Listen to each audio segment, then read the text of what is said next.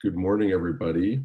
My name is John Antle. I'm from Oregon State University and a member of the AgMIP Executive Committee, and also involved with the regional integrated assessment work that we talked about a little bit yesterday in the AgMIP Advances section. And that certainly relates to this topic of looking at farming systems and how they respond to shocks and resilience. Heidi Weber is also part of the, shall we say, the organizing committee, Heidi, for this breakout. And like I said, Roberto Valdivia, who hopefully will be joining us. So just a few words about the session. We originally thought we might break out into smaller discussion groups, and then the number of people who registered climbed steadily. I see now we have about 80 some participants. So anyway, to make a long story short, on Monday we decided that probably breaking out into discussion groups maybe would not be an effective way to do this breakout, and so we asked some folks to join into a panel discussion, and so that's what we're going to do. So now I'm going to just share my screen.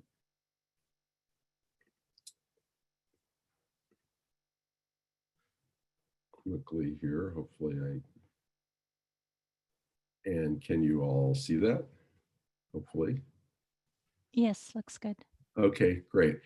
So after just a few words of introduction, I'm going to pass the screen on to Heidi Weber, and then the other participants, Sue Walker, Etha Valangiri, Mark Corbeils, Phil Alderman, and Roberto Valdivia, if Roberto manages to show up. And I'll let you each introduce, I'll let each of the speakers introduce themselves, just to save time a bit and improve accuracy. And then we'll hopefully save a little bit of time for discussion, at least some time for discussion at the end. So if you do have questions or comments, you can add them into the chat. We'll try to keep our eye on that.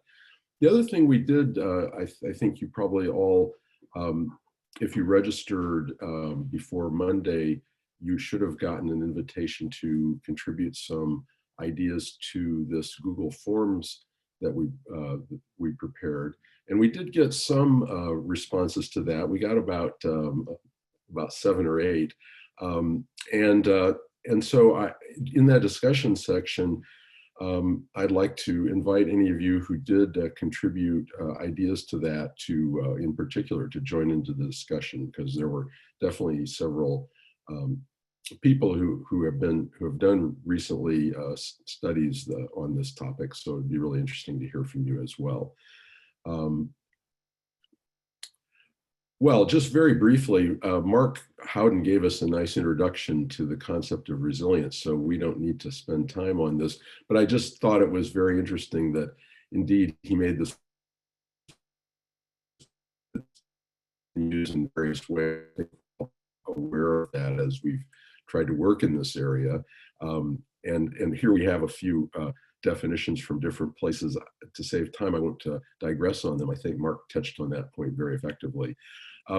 Also, if you were in the session yesterday morning, you heard some definitions that Alex Ruane gave. Again, you know, kind of like the resilience definition, it's probably useful if we have some common language as we try to talk about these ideas. One of the things that I find particularly important here is this idea of covariable shocks versus idiosyncratic shocks.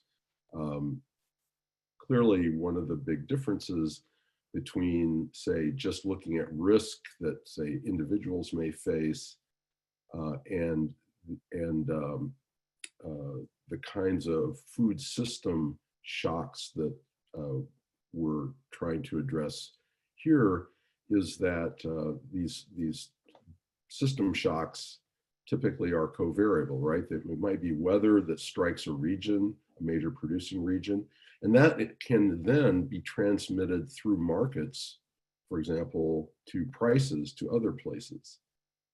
So I think that's an important distinction to be made versus some of the thinking and analysis has been done of risk where it's idiosyncratic, maybe one or a small number of individuals, but it doesn't have larger system-wide impacts. We can also think about the time dimension, which seems to be very important here, whether we're talking about very short-term shocks or seasonal shocks or longer-term shocks. And as Mark Howden was just discussing, how people respond to those depends a lot on that time dimension. And also, as was mentioned yesterday morning in the session, really big difference in how people behave and how we model in the short run response to shocks. For example, how people form expectations. They may store food, or we may have food storage at a large scale to manage and smooth out production and consumption, both at the household level and at the market and the system level, versus just looking at longer run trend kinds of analyses like we have tended to do with climate impacts in a lot of our work. So just to move on to our panel, just a reminder, we're trying to address these three big questions. And I just wanted to finish off my comments with this diagram from our AgMIP Regional Integrated Assessment approach that we've been using to look at climate impacts and adaptation. And one of the things we've been thinking about is how we could use that framework, or maybe I should put it as a question. Can we use that framework also to look at this question of food shocks? And that approach does bring global and national markets together with farm household type models and try to link them together. But clearly, like the session yesterday and Mark's discussion this morning suggested, there are some important differences between these sort of longer run trend studies and looking at shocks and disturbances and extreme events. And so that's the kind of thing that would be really useful. Hopefully our panelists can shed some light on that, and then we'll get back to that in the discussion. So I'm going to stop sharing my screen, Heidi, and pass the screen over to you. Looks like we've got a time for each of the panelists to take about 10 minutes. So I'm going to stop my video, but when you see me reappear, that means that your time is getting near to conclude. So that'll be my subtle little signal to the speakers that your time is running out. Okay. Thanks, John. And can you see my screen in the right way? Yes. Okay, great. So again, it's great to see everyone here in this session. And what I will try and do in the next 5 to 10 minutes is talk a little bit about the issue of shocks and resilience at farm level, but from the perspective of process-based modeling and what we can contribute and maybe what we need to contribute. And so thinking a bit of resilience and these talks you just gave and that Mark gave this morning, I think for crop modelers, there are two things we can think about when we think about how to keep farm systems on good trajectories or on resilient trajectories.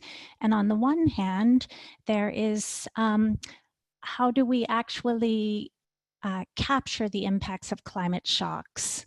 And maybe these are the short-term impacts. So what happens this year to my crop or my crop system in response to a shock?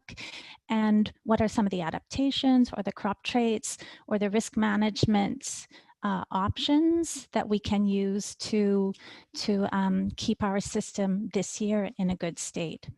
And the second factor we can think about then are rather, what are the longer term effects of, of past shocks, or maybe the risk of future shocks on longer term development outcomes. And we can think, I guess, of farm assets, but also of natural capital like soil organic carbon particularly, I think we can say something about. And these kind of feedbacks then between shocks or risk of shocks, and then the crop management decisions that really supports the system on a longer term trajectory. But I will just in the next 2 or 3 slides really focus on this first aspect, and I suspect some of the economists or maybe even Mark Corbeils may deal a little bit with this second aspect. So to start with then, I guess we would ask, how well do our models, our crop models, do at capturing the impacts of extremes or of shocks? And so before getting too negative or saying the bad news, I guess we can just remind ourselves of all of the efforts we've done in the past years to improve our models for the average warmer temperatures, higher CO2, and the intensified drought that we know and expect will happen under climate change. So we've really put a lot of effort into improving our models for warmer temperatures, CO2, and drought. And I think we see that increasingly our models perform better and our projections have less uncertainty. However, recent studies, both some of ours in Europe, as well as a nice study from Lee and colleagues looking at US maize, have really shown that high precipitation drives a lot of large yield losses, and our models generally do very poorly at picking that up. We saw in our European study, our wheat models really got almost no yield variability or yield losses associated with heavy rain. And the Lee study with maize in the United States found similar. So of course you could say that there are a number of reasons behind that, and the main one is probably just that heavy rains cause a lot of different kinds of damages in crops: poor emergence, disease, lodging losses, untimely operations, nitrate leaching. So I'm here showing a bit of an overview. Asan and I did, I think he's here, showing how the documented in crop models that are considering multiple stresses, and if it's documented and tested.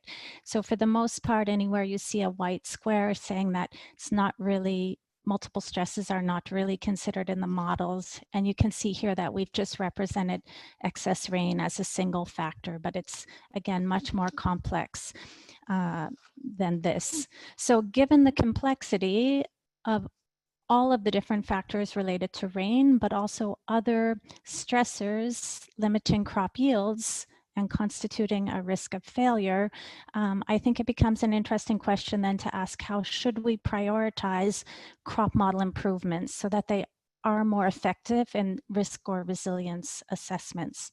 So I just very quickly want to show you an example we did in Germany to really try and ask this question. So here I just show these are yield statistics from we considered over the last 40 years in Germany. It's at a county level. And I've just picked out the 5 worst years across the 4 main arable crops. And we used then 2 different modeling approaches to try and figure out what was driving these yield losses. We used a process-based crop model, and we just used the model we use here. And what this did was explicitly control for key processes related to radiation capture, phenology, heat, and drought. But then we also used a machine learning approach called support vector machine, and we trained this on all of our data except 1 year, 2018. And we use this to really try and pick out monthly climate signal. So what climate variables are behind yield losses and yield failures. And so I won't go into all the analysis. We did various things, but just to summarize these 3 main points, and sorry, my Zoom is on top of my text here, to highlight really our main findings. And number 1, if you look here at silage maize, we can see that the process-based model, this was a spatial analysis, spatial ANOVA across these 5 worst years per crop. So for silage maize, which is a summer grown crop, the model picked up almost all of the climate signal. The machine, the support vector machine, so this data-driven approach are the purple bars. It could explain very little additional variation. So again, that's a little bit of an affirmation of our efforts, or of this AgMIP modeling community, that we've done a good job improving our models for factors related to high temperatures and drought. However, when I look at the 3 autumn zone crops here, we really see big purple bars, and that essentially means that there was a lot of climate signal that process-based model couldn't pick up. So it remains unexplained by the process-based model.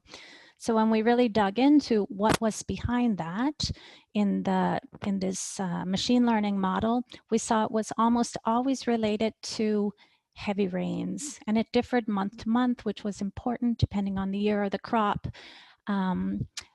And when we cross-validated that with experts, again, we saw many factors emerged. So delayed operations, poor emergence disease, lodging, nitrate leaching, leading to nitrogen stress. So this number 2 result then is really not the easy answer we hoped. We hoped there would be one thing that we should really improve our models for crop yield failure in Germany, and we didn't find it. We really see that it absolutely depended on the region and the year. But finally, maybe a good piece of news for the process-based modelers is we saw in 2018, the year the data-driven model was not trained on, it really failed. So this makes a nice case, or rather shows the limitations of relying on data-driven approaches only, particularly under climate change context when we can expect increasingly novel conditions. So to leave, or to finish here, and maybe just to throw out some discussion points or reflection points to the group here today, I think the first thing I would pose or wonder about would be, what are the directions we should go for crop model improvement in this risk and resilience assessment framework? So on the one hand, we can think maybe we should continue to improve our process-based models to help us understand the traits or the management that can really build adaptation potential or keep soil carbon on good trajectories. However, maybe we should also increasingly consider the use of hybrid models, so combining elements of statistical modeling with process-based modeling if we really for a risk assessment and generating probabilities of yield outcomes. And I don't know if this is yet an AgMIP activity, or if it's something we could try and discuss on how to move forward with this. With regards to how to prioritize our process-based model improvements, given this case for Germany, where we really saw already so many needed improvements, and we know that that's going to be different for every region and every system, how can we, and particularly I think in the AgMIP community, promote learning or facilitate transfer of knowledge in methods, as well as perhaps develop model components between regions and also between models. And then finally, and then I think this last point is probably addressed by the economists, are how important is it on the one hand, and how to do it to capture these feedbacks between a shock, that's maybe a yield shock that translates into economic shocks at the farm level, into altered crop management or putting the system on a different trajectory. And yeah, I'll end here with those thoughts. Stop sharing. Great, Heidi. Thanks. That's a nice start to our discussions. Sue Walker, you're up. John, should we save questions for the end or jump in? I think we were planning to save questions, but if you want to, I would invite people to add them to the chat, and we'll keep track and hopefully incorporate them as we go. Great, thank you.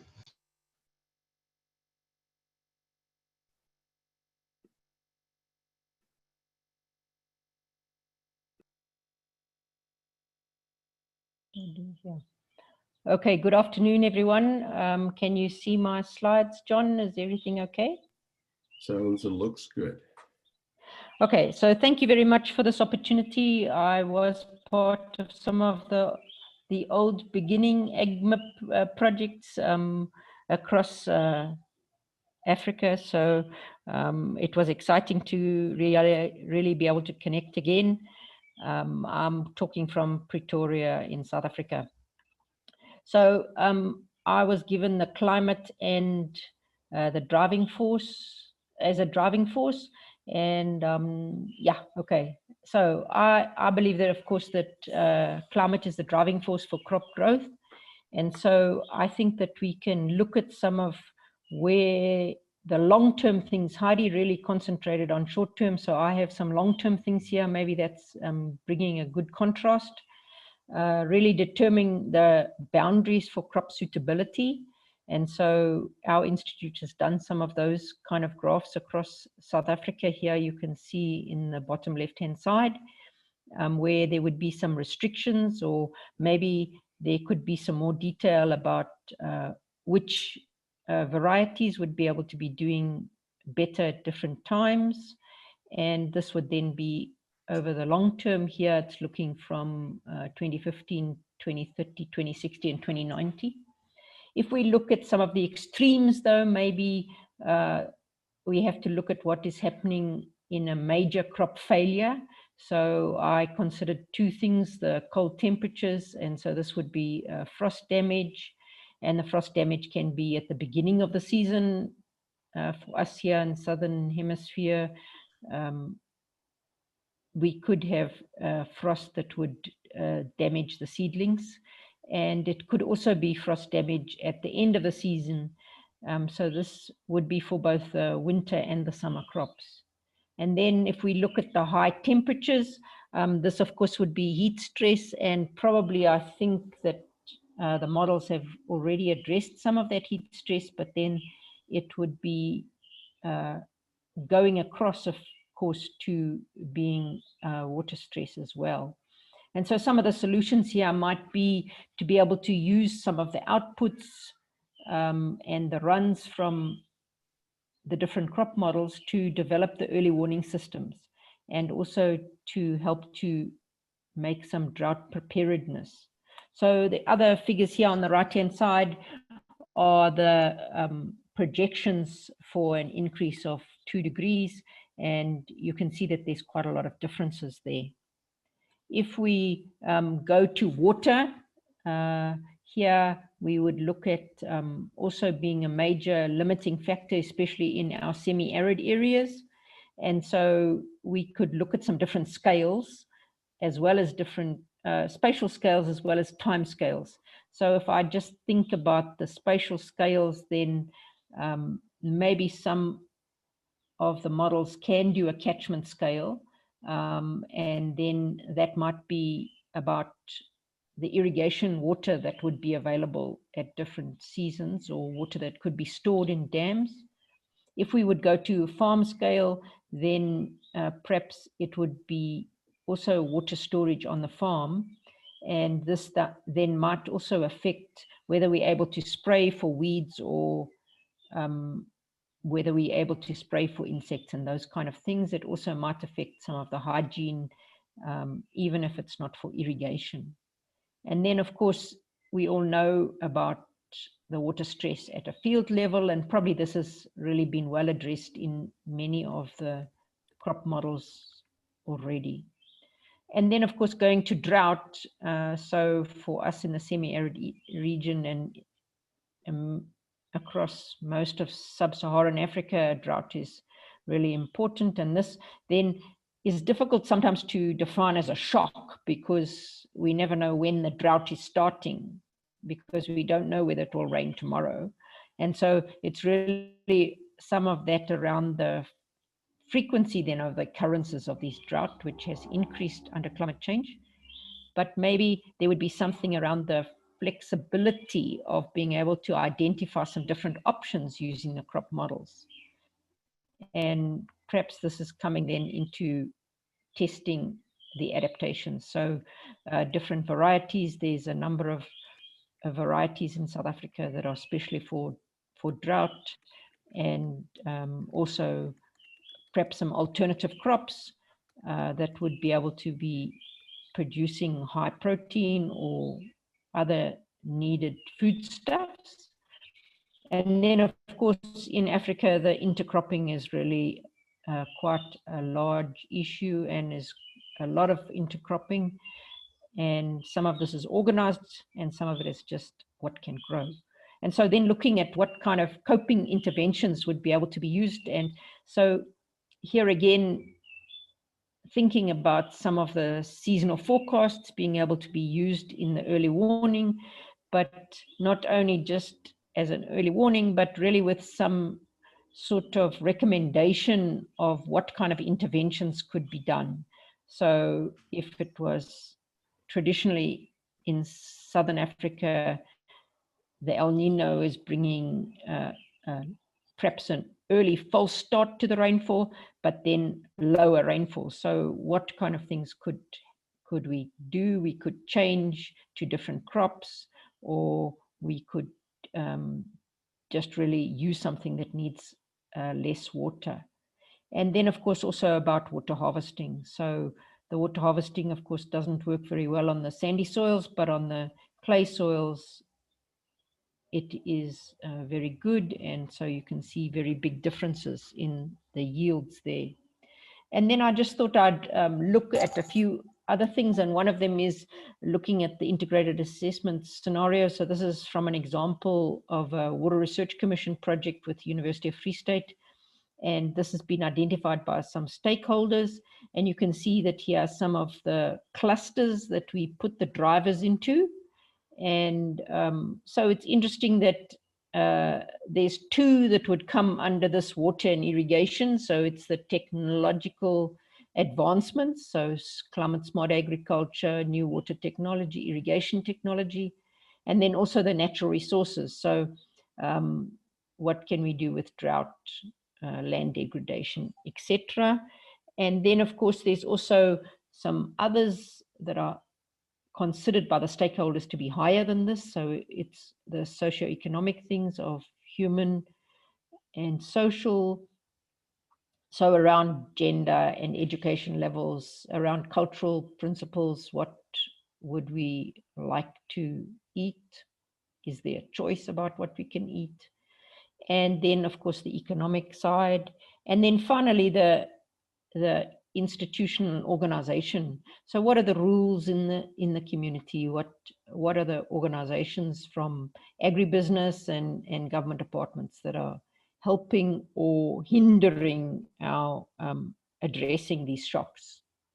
And then the last one that I would like to bring is that I think that sometimes we only consider that field level and maybe at a catchment level, but this study from Botswana also talks about the remoteness.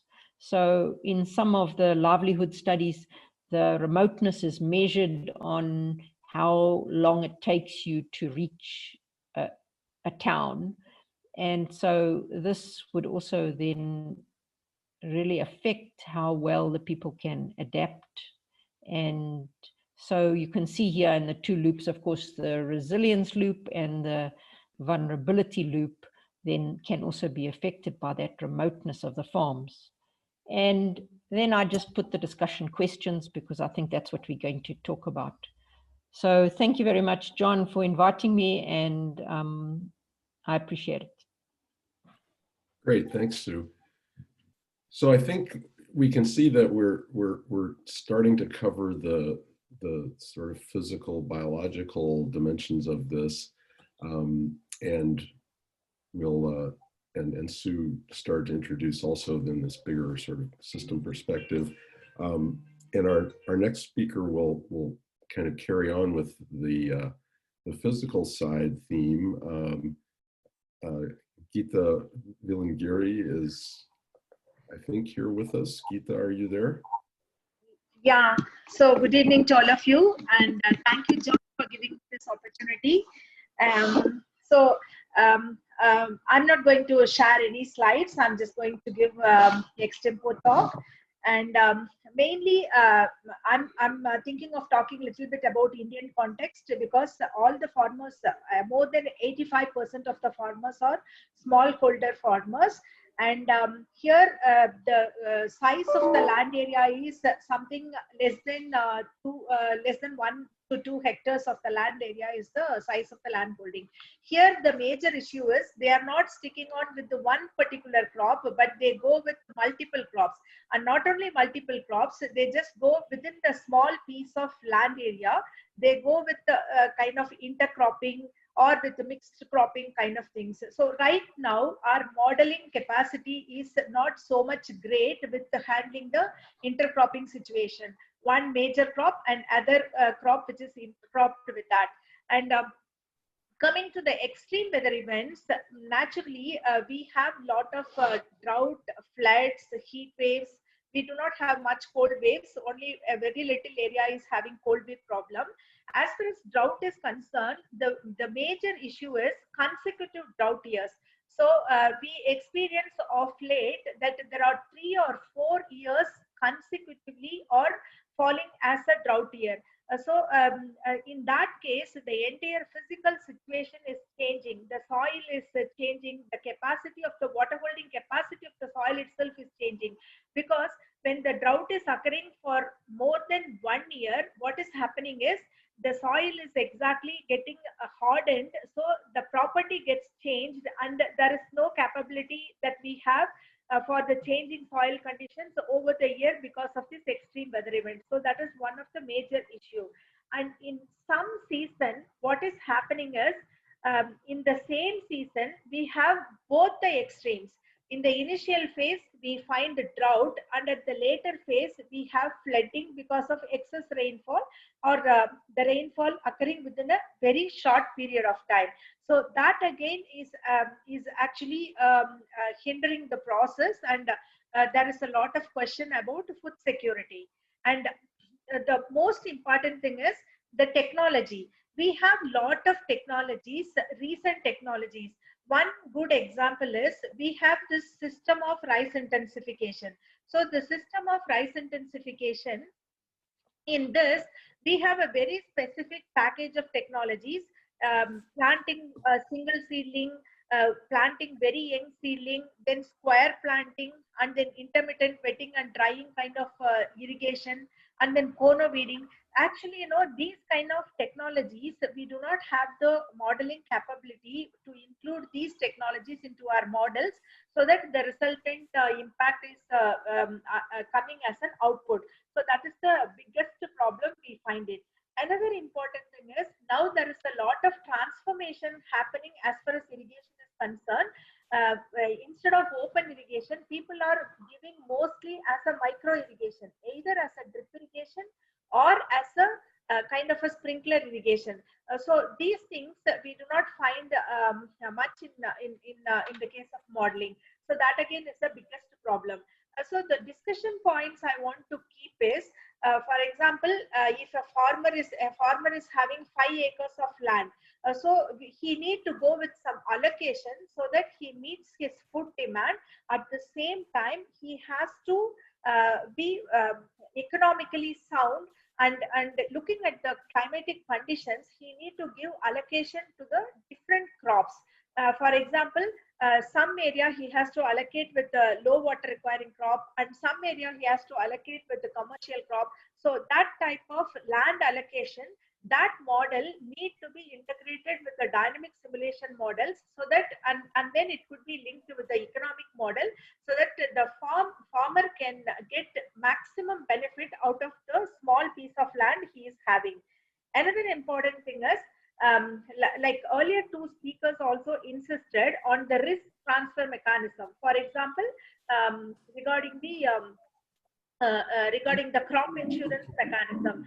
So we need to understand, for example, if the extreme weather event is happening at the early stage of the crop, like how the risk could be transferred in terms of crop insurance, and including the forecast information. Both it should be like a forecast information, kind of a seamless forecast information, starting from the seasonal level forecast information, and then to the monthly level, and then to the short-term forecast information. So how it could be used as an adaptation strategy to minimize the risk and then improve the productivity. For that, we have to have some means of the thing. Another thing is price volatility. One example I could quote is onion prices. In India, last 6 months back, the onion prices were so high, the government had to import onion. And then in the recent time, it was something like in Indian money, it was each kilogram of onion was costing about 150 rupees. But right now, the onion prices have gone down like anything, like for 100 rupees, 7 kilograms of onions are coming. So this kind of price volatility, how are we going to handle so that the farm income could be increased? So another thing is like water managers. For the water managers, we have a very beautiful system of catchment area, and then it is stored in the dam, and then it goes into the command area. So during different years, we just did a small analysis for taking the weather data of 40 years in the catchment area, mainly the rainfall data.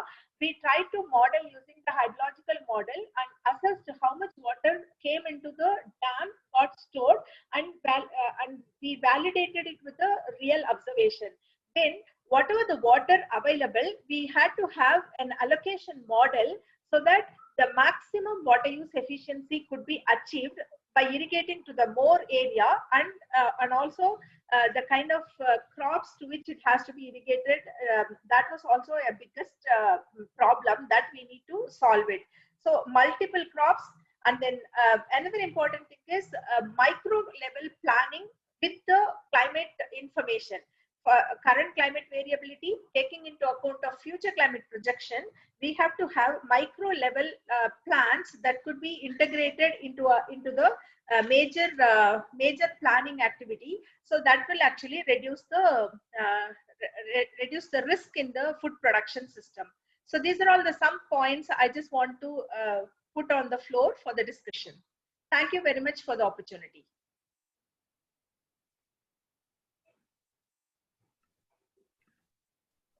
Great, Geeta. Thank you very much. So again, some observations about some of the physical side, and also how it translates into some of the social and economic dimensions. Our next panelist is Mark Corbeils. And Geeta, by the way, would you just introduce yourself so everybody knows where you're from? Oh, sorry about that. I'm Geeta Lakshmi. I'm the Director for Crop Management from the Tamil Nadu Agricultural University, Coimbatore, which is situated in the southern part of India. Thank you. Great. And Mark, I unshared my screen, so you should be able to take it over. If I think you've probably got a couple slides, right? Yeah. Great. Yes. Hello, everybody. Thanks, John. Can you see my slides? Yes.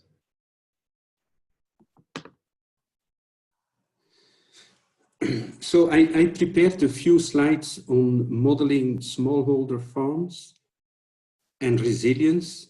And with these slides and with my talk, I try to give you some insights in the questions that John put forward for this session.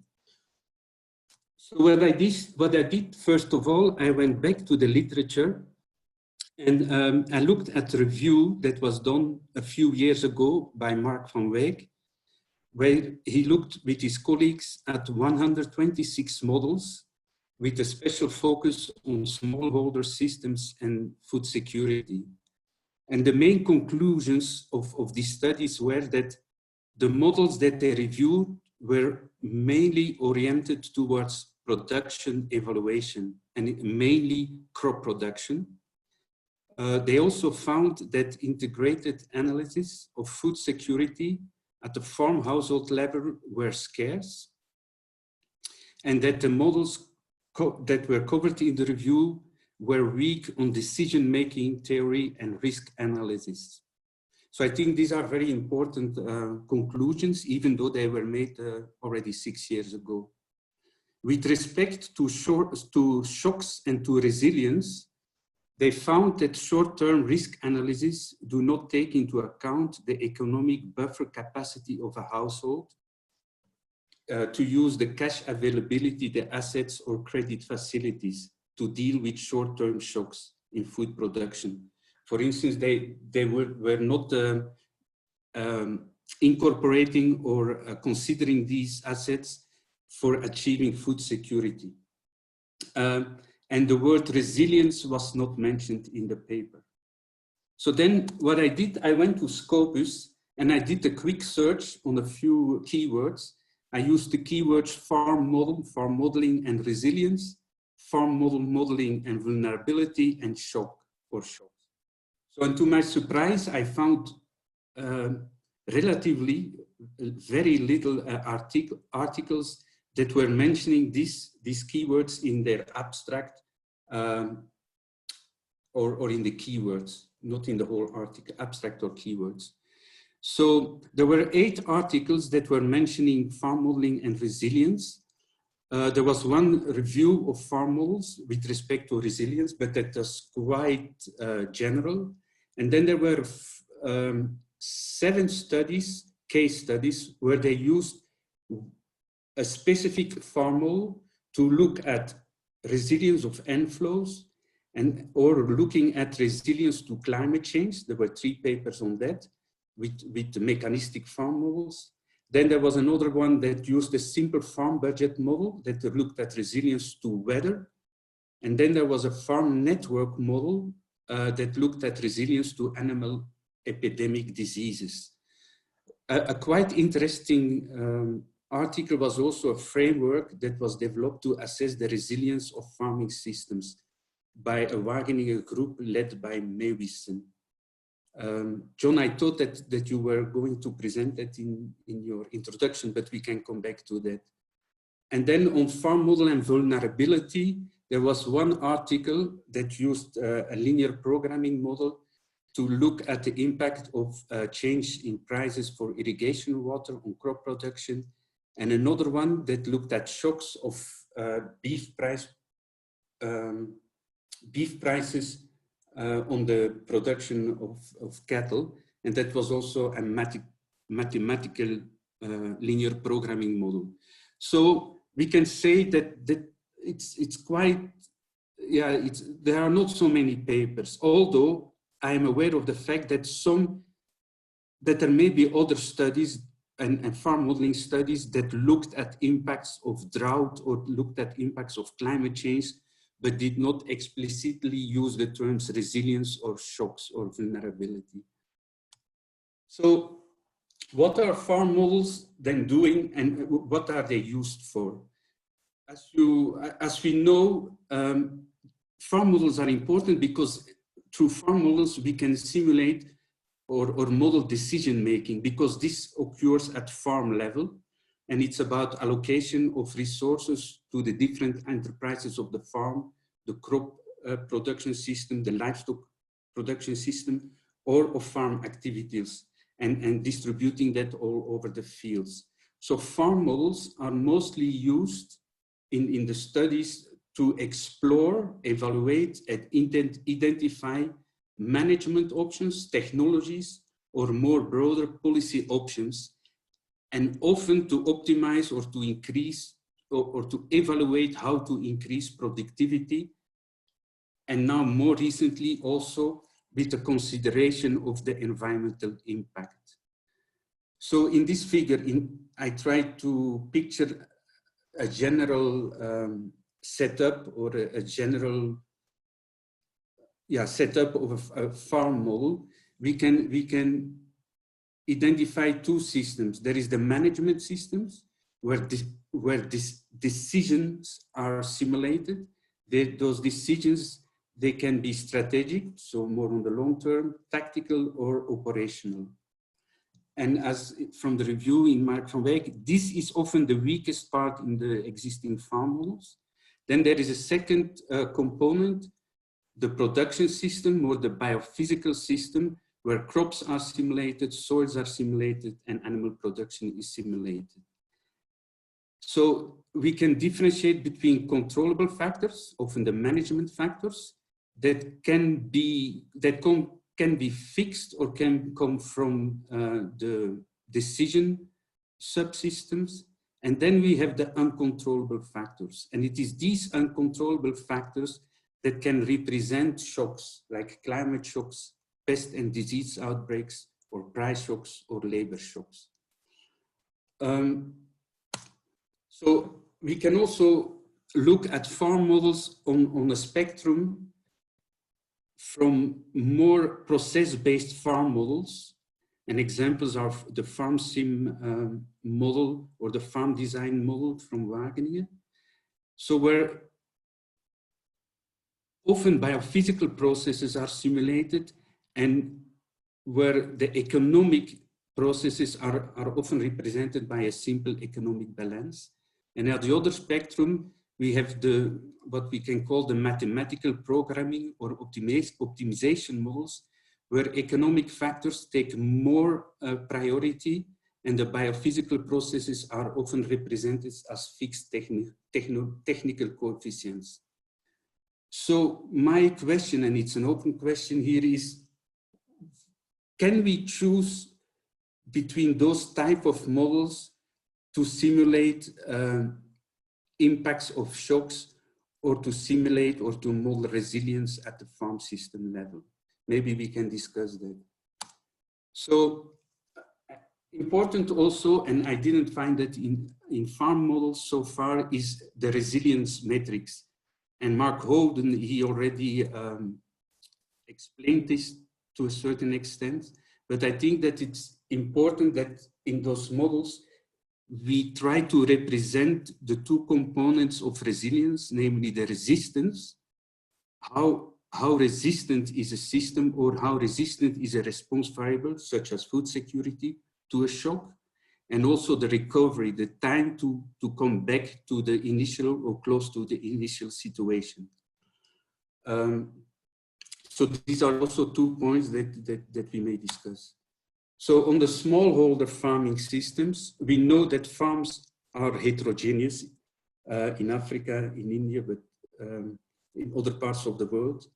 They operate in different socio-economic contexts, and there is thus a need to analyze the resilience in interaction with the existing management practices based on local farm conditions. I try here to represent the farm types that we identified in Western Kenya. So you have small farms and you have bigger farms. You have small farms where there is no livestock. You have farms where there is very little livestock, where livestock is fed by importing fodder. Other farms have fields to produce fodder for their livestock. Some farms have grazing areas to feed their livestock. So these are main structural differences, but I think that we have to take them into account when we want to model or to evaluate resilience towards shocks of farming systems. And therefore, we often go through farm typologies. So farm typologies, with farm typologies, we try to summarize the diverse farming systems into groups of farms. And these farms these groups, we try to get them as homogeneous as possible with little intra-group variability and high intergroup variability. Those typologies, they are generally conditioned by their objective or the objective of the study and by the available data. And they can be developed through expert knowledge, participatory process, and then we can apply statistical methods to differentiate the different groups. What we often try to do is to construct functional typologies that consider wealth or resource endowment and also take into consideration the production orientations of the farms. So in general, what we find when we do this kind of typology exercise is that we have 3 to 5 typologies that can adequately represent the wide differences in resource endowment, at least in African smallholder farms. So this is an example of a typology in Western Kenya, where we had 5 classes, and they go from high resource endowment, market-oriented farms towards low resource endowment, self-subsistence oriented farms. Now the question is, do they represent differences in resilience? And I guess we can anticipate that high resource endowment farms, the first farm type, are more resilient than the fifth one, the low resource endowment. Although I don't think that studies have been done so far to make this correlation. So therefore, I think that we should think about incorporating resilience attributes in this farm typology exercise. And I've put up some here, but this is, I'm sure there are many others, but we can look at robustness. What are the labor resources? Are there buffers of other production resources? What is the access to financial resources such as insurance and credit? What is the adaptability capacity of the farms? How diverse are the production systems? Is there access to investment subsidies? And then we can also look at transformability, the networks between farms, market, and access to markets. But I don't think that a lot of studies has gone that far, taking this into account in typologies. So then a slide, or my two last slides on the vulnerability. And this was a question to Mark, I guess, the relation vulnerability with resilience, but I took it simple as the opposite of resilience. So the vulnerability intensification relationship. So we all know that sustainable intensification is a process or a system where we try to get higher agricultural yields without adverse environmental impact. So in general, or in theory, I should say, we think that a farm which has a low level of intensification is likely to have a high vulnerability potential, and vice versa. So this is represented in the figure where we have farms here at the left on the height with high vulnerability and a low intensification, and at the other extreme we may have farms with high intensification and then also low vulnerability. But this is theoretical. I haven't seen any study that plotted farms in this scheme. So it is also, from this it is understood that vulnerability reduction is a prerequisite to intensification, and intensification reduces vulnerability. But this is, I stress again, this is theoretical, and I'm not so sure whether this holds for all farming systems. Mark, I'll have to ask you to wrap up fairly quickly here. Yes, I have still one slide. So, because intensification can increase risk to shocks, and we have seen that in farms, for instance, in Zimbabwe. If you look at intensification through higher use of nutrients, you see at the bottom, a farmer who is not using fertilizer, of course, he has low yields, but no shocks. While a farmer who is intensifying his system using manure and fertilizer, he will have huge shocks depending, and here it's clearly the drought here in Zimbabwe, depending on the seasons. So this is something that we have to keep in mind. Intensification can also reduce the resilience of the system. So my last slide is on the conclusions. So, and trying to answer to the three questions, few studies explicitly model the impact of shocks on farm systems. What about novel approaches for resilience decisions? I think that farm models could or should incorporate resilience capacities, so the robustness, the adaptability, and the transformability. And we can have a look at the framework of the group of Mewison. And then I think data most critical for advancements is defining the resilience attributes and getting values for those. That's it. Thank you, and sorry for getting over time. All right. Thanks, Mark. But that was great. You really did a nice job of bringing some perspective from the economic side and the system side. Really appreciated that. Ties in well with some of the earlier discussions of the biophysical side. A quick comment on your last point about intensification and vulnerability. That slide you showed indicating the more intensive systems can be more vulnerable is what we have found in our AgMIP work, actually, and in work we've done in the US as well.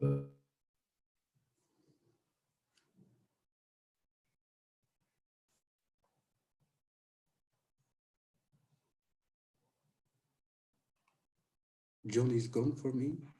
Yeah, John, did we just Some lose discussion. you? Yep, you're back. Okay. Let's see, I think we're going to turn to Phil Alderman next. Phil, are you there? Yes, great. Yes, I am here, and I'm going to assume you can see it, and if you can't see it, then let me know. You can. Let's see. All right, so I'm going to talk about agricultural shocks and how that feeds into this concept of rural economic resilience. And I'm actually, I'm not an economist. I'm an ag systems modeler, trained as a crop physiologist and a modeler. And so I'm housed in the Department of Plant and Soil Sciences, but as I have considered and thought about the potential for model applications in this area, I've been having conversations with a number of folks from the more economic side of things, and I'm finding that there's real potential here, I think, to provide for agricultural models, the biophysical crop models, to really help to inform some of these questions about the rural economy and how agricultural shocks affect that. So even though I'm not an economist, I think it's really important that as we think about things happening at the farm scale, yes, decisions are made at that scale, impacts there are really important, but those farms fit within a broader context of a rural society and a rural economy. And those farms, there's a codependence there where you have agricultural production operations, and then all of the associated industries around that are helping to support it and also are receiving the products of that. And so I just want to give a brief introduction to this context where I work in Oklahoma. So this is the South Central US, known as the sort of Southern Great Plains, including the states of Kansas, Oklahoma, and Texas. It's a region which it has an interesting climate gradient across it. And so for the state of Oklahoma, we have anywhere from sort of subhumid to humid conditions to the east, all the way to semi-arid conditions as you move towards the Oklahoma Panhandle here to the left side of the figure. And so this climate gradient, I think, presents an interesting kind of test bed or situation for being able to think about these issues and how they relate to other parts of the world that are also similarly challenged. It's not a place that's easy to farm in. And this is one of the reasons why. So this is a plot of statewide annual precipitation for Oklahoma over the last 100 years or so. And you can see that there's quite a bit of interannual variability. That's a part of the climatology of this region. In addition to that sort of spatial variance in terms of going from east to west, between years, you have large swings in temperature. And if you look, now this is over the state as a whole, if you look at subregions of that, for example, in the southwestern Oklahoma region, you have situations where, for example, in 2011, we had a drought in this region in southwestern Oklahoma that was as bad as some of the drought conditions experienced all the way back in the 1950s. But within just a few short years, we had a record high rainfall recorded within that same region. And so these, you know, in addition to sort of climate cycles that you can kind of see in some of the 5-year trends that are shaded in the green or the brown, depending on whether it's above or below average, you also have these, within a relatively short period of time, large swings in precipitation. And so when we look at climate projections for the region, with increasing variability to a region that's already highly variable, you can begin to see why this could present some real challenges in terms of how to think strategically about farming systems within this type of context. Looking retrospectively, if we look at how the variability changes both over time, but also over space. So different subregions within the state are not always affected in the same way. And we kind of expect this. You know, we have, you know, rainfall is highly variable, and particularly, you know, when you have rainfall that comes in the form of short duration events and things like that, smaller scale events, mesoscale events, you have these pockets of precipitation where in some years you have above average rainfall in one part of the state and below average rainfall in the other. That's not that remarkable in and of itself. But when you get these pervasive drought type conditions that we experienced in, you know, really for several years, in 2011-12 was an especially severe drought for the region, as it was in other parts of the US as well. But then also followed up by, although somewhat alleviated in 2013, then in 2014, again, another down year. It's those repeated drought events that begin to wear on the capacities of these communities to be able to bounce back. And so we did some, in my group, we've done some retrospective analysis trying to look at wheat yield anomalies and looking at how do these patterns of drought actually affect yield, and the seasonality of the rainfall makes a big difference. And so we don't always see the lowest yields in the lowest rainfall years, you know, depending on some of the complexities there. The real question, though, that I think about is how does that nest within this broader context of the rural economy? And so we have these biophysical realities, but overlaid with that is that, you know, we have a whole set of industries that are built around supporting agricultural production in the region. What happens to them when we have a crop failure? So the severe 2011-2012 drought, it was not as impactful for wheat as it was for other crops, for example, cotton. The drought was so bad that the surface water bodies that were used to help provide supplemental irrigation within the region were below levels adequate to actually be able to release water for irrigation. And so you had conditions where at a regional scale, there wasn't enough water there to be able to even use the irrigation systems that existed. And so when you have situations like that, you know, what happens to the industries that are built around that? And in fact, one of the fallouts or potential fallouts from that severe drought was that some of the cotton gins in the area were facing closure as a result of insufficient production within the area to be able to maintain profitability. Well, what do we do? And that's infrastructure that's critical for being able to support the cotton industry in that region. If those gins go away, you know, how are farmers able to market the product that they have there? And so we can't just look at farms, you know, and farm resilience, I think, in isolation and looking at how does that impact the farm, because, you know, many of these farms were able to take advantage of fairly generous crop insurance programs that are available here in the US that aren't available in other places. And those insurance payments, you know, helped those production operations to stay afloat during that time.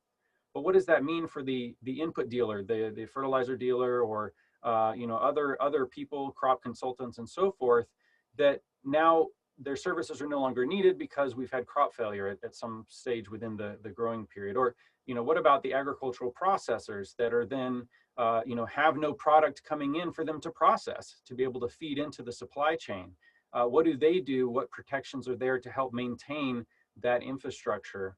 And so I'll leave it with that, except to say that I think that the needs here, I have not seen anything that deals with this in a comprehensive way. I've been in conversation with folks in our Ag Econ department here to try to think about building modeling frameworks that don't just, it's not just, okay, I'm going to run these scenarios and then plug them into your economic model, but are there, are there ways that we can deal with some of the feedbacks that happen at that local scale, that loss of infrastructure, which then forces, farming operations to then reconfigure to be able to adapt to that new reality. Do we try to deal with this in an insurance or ag policy context, which provides protections for farmers? If we do that, then we probably also need to think about, okay, what kind of protections are there? What kind of social safety net is there for the associated industries that help to support and maintain those agricultural operations? And one of the challenges that we have is not, first of all, not necessarily having good conceptual is a little bit better, but particularly quantitative models to deal with these kinds of questions. And the other thing is having harmonized data sets at compatible resolutions. The rural economic reports that are generated and data that are collected don't always sync up with agricultural production seasons, and trying to figure out how you pull those different data sets together, I think is a real challenge that's made it difficult to make headway on some of these challenges. But anyway, John, I'll turn it back over to you. My goal with this was not really to provide answers, but to try to spark some conversation and opportunity to have some more discussion. So. Yeah, no, great. Thanks, Phil. That was really excellent to start to broaden the picture a little bit. And yeah, you also sort of bring an important point indirectly into this conversation, which is that a lot of what we've talked about so far has been more oriented towards smallholder agriculture in the developing world. But of course, this question of shocks and resilience to large-scale commercial production, the production that in fact supplies global commodity markets, is equally important, and really raises a different set of issues, both at the farm and community level, and then more broadly for the food systems. And I think that's a really important point to keep in mind in this conversation as well. But what some of the issues I think that you were just raising in your conclusions, I'm thinking Roberto may pick up on a bit. Valdivia is now with us, and he's going to finish off the panel with some thoughts about how this relates to some of the work on pathways and scenarios, I think, right, Roberto? Did I get that right? Yes. Hi, everybody. Yeah, I'm Roberto Valdivia from Oregon State University. John and I co-lead the regional economics team of AgMIP. Yeah, so thanks to all the previous panelists, very interesting presentations. And I also thought that Mark Howden's presentation this morning was a great introduction to what I'm going to present now. It's kind of a little bit a different realm in what I'm going to talk about, which is how pathways and scenarios can be used to assess shocks and resilience of farming systems, at least in the context of the work, foresight work that we've been doing in AgMIP. So let me see. First, let's take a look again at one of these food systems figures. I know that we've seen several of these versions, different versions of this figure over the last few days. But the key point is that the food system is much more than supply and demand. And you can see from this figure, at least, it's a complex system. It involves local to global scales with a lot of potentially volatile and vulnerable points. And it's very difficult to predict future conditions, especially when we talk about climate change. And it's also difficult to assess the impacts of shocks and responses, or the resilience to the systems, or at least to the components of these systems. That's why we think that we need to represent these complexities via models and or scenarios. And we know that adaptations can build a more resilient system but we need the tools to assess the impacts of these proposed adaptations. But for now, I would like to focus more about this point in terms of future conditions, because in forward-looking assessments, like in climate change, this is important.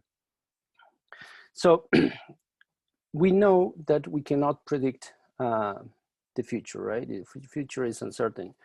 But with some information, we can create what-if scenarios.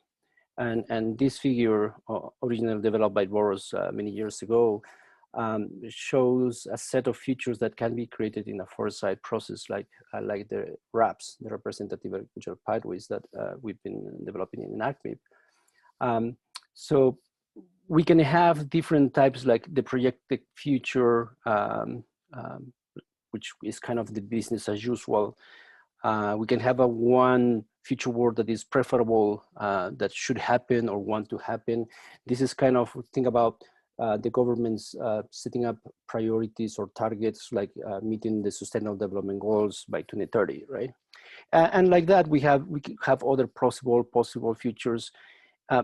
But we also have this kind of the outer one, which is regarded as kind of impossible or won't ever happen, right? And we can think of, like COVID-19, right? A year ago, who would have thought that COVID-19 would have these large effects, global effects in the systems, in human systems and food systems and all of that.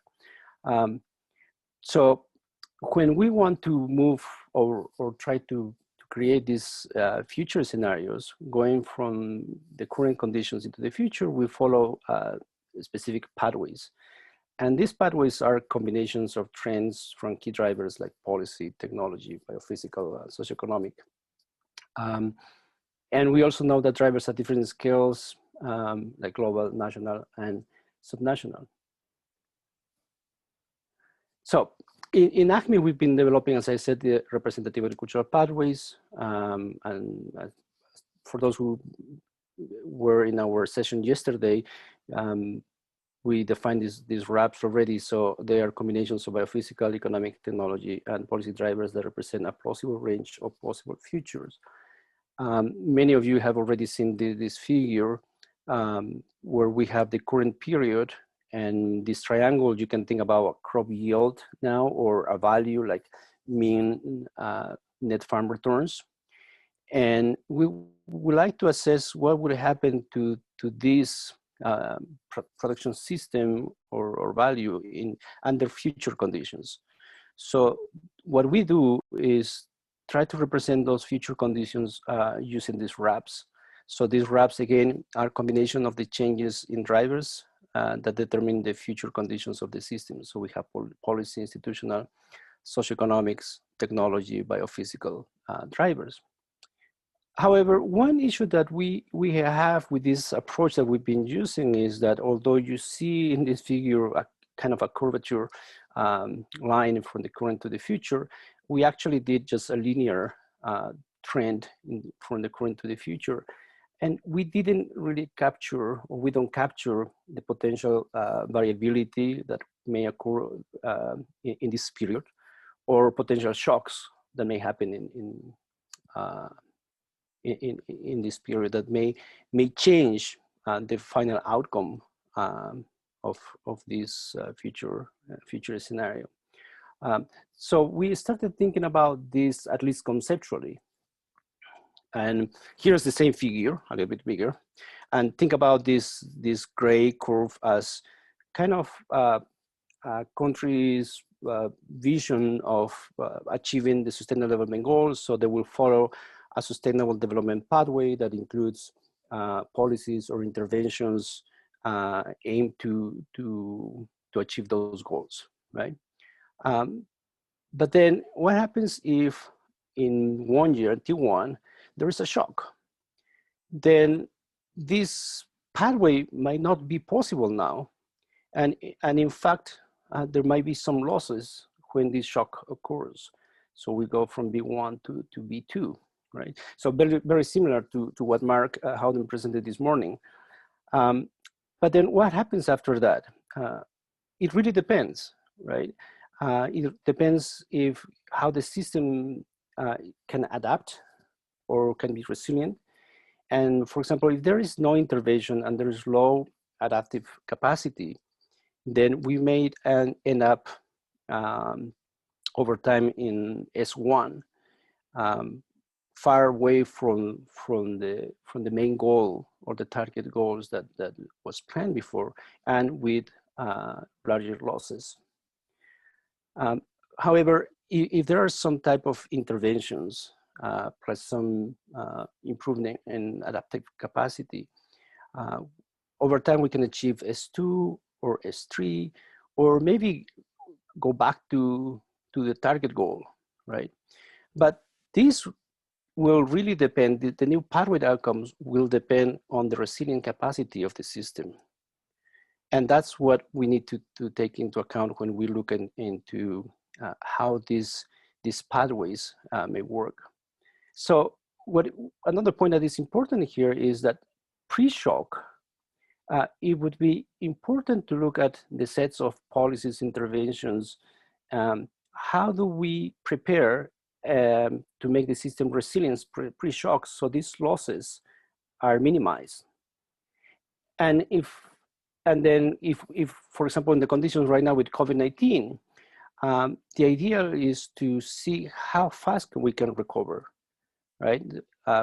The better or the more resilient the system is, the faster it will recover. So in the wraps, and we can capture the aspects of the supply and demand and interaction with food markets. Again, coming back to what Mark Howden's presentation this morning in terms of the different kind of drivers, trade policies. So we think that working with the stakeholders, which is the way that we develop the wraps, we can identify drivers to make the system more resilient. But also having in mind that, again, the issue about scales, right? So we need to consider the cascades of shocks. How do they affect the different drivers from global, country, state, and the more site-specific or production systems at the field level or farm level, and how those interact from top to the bottom, but also from bottom to up. So finally, a few just conclusions. Modeling shocks and resilience is not easy. Again, it's systems complexity and temporal spatial scales, among other factors. However, we think that we can use the RAPS development approach to identify drivers that can improve the resilience capacity of the system. For example, COVID-19 poses a great opportunity to identify the system vulnerabilities, failures, and points that can be reinforced to improve the current and post-COVID conditions and prepare for future shocks. And then a final point, with AgMIP, with an IDRC funding, we'll start a small activity to look at some of these issues. So I hope I didn't rush much. I know we are running out of time, so that's all. Thanks, Roberto. Excuse me. So that was a nice way to kind of bring us to this bigger picture. Thanks, Roberto. I think that kind of nicely integrated some of the other points that were being made. Yeah, unfortunately, our time is getting really short. I've noticed that several people have been through the chat posing questions and responding to them, so that's great. Thanks for doing that to the panel. I am going to take the liberty to just see if any of our people who contributed to our the Google form that we sent out on Monday, like Tim, I think Williams, I think maybe, I hope your internet is working, but if we don't have much time left, I'm sorry we didn't save more time, but if you wanted to chip in just some reaction and thoughts relative to the work you've been doing, you'd be welcome. I guess my very quick conclusion to this these panelists' contributions to this discussion has been that we have a lot of pieces of this puzzle, but it does seem that much of the modeling that's been done so far and the data we have assembled to support it has been, largely oriented towards answering somewhat different questions. So as we start to pose these questions of shocks and resilience, it does point out some of the limitations of our models, which aren't surprising, because as we all know, we build models for particular types of analysis. And when we pose a new type of analysis, that really probably does mean that we need to rethink some of the ways we are modeling. I see a question from Gokul Paudel. Is there any way that we can assess the extreme shocks in cases in TOAMD? That's the model that Roberto and I have developed and has been used a lot in the AgMIP regional integrated assessments in Sub-Saharan Africa and South Asia. And a quick answer to that, Paudel, is that we have done a little bit of work along those lines, trying to sort of draw an analog from climate impacts to shocks, and then looking at climate adaptation versus adaptation to shorter term shocks, and creating metrics for resilience and vulnerability. So we have started to move down that pathway a little bit in our work, but I do really think, like Mark pointed out, I think in his review of some of the farm system models, there are some real gaps in the modeling in terms of how assets are treated, how all the different ways that farm households, for example, have to smooth their consumption and deal with shocks by, for example, using livestock as an asset, or even one's soil fertility as an asset that one can, in a sense, mine or disinvest in to survive shocks and those kinds of things. We really haven't done a good job of capturing some of those kinds of dynamics, important aspects of dynamics in the systems, and how they may impact people's ability to manage vulnerabilities and also create resilience to shocks. Well, I think with that, we probably are going to have to sign off. I guess our time is up, and the main session is expecting us to show up back there. So I apologize that we didn't manage to reserve some time for more comments and discussion from everybody who's been listening in, but I hope at least this was helpful in stimulating your thinking about these ideas, and hopefully we'll see a bunch of great new research emerging over the next few years that starts more explicitly to look at these issues. So just as a reminder, what you need to do is now go back, leave this Zoom session and go back to the plenary session, where we'll try to report back from all this discussion and the panelists' presentations.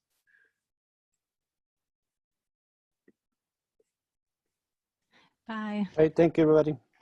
That's great.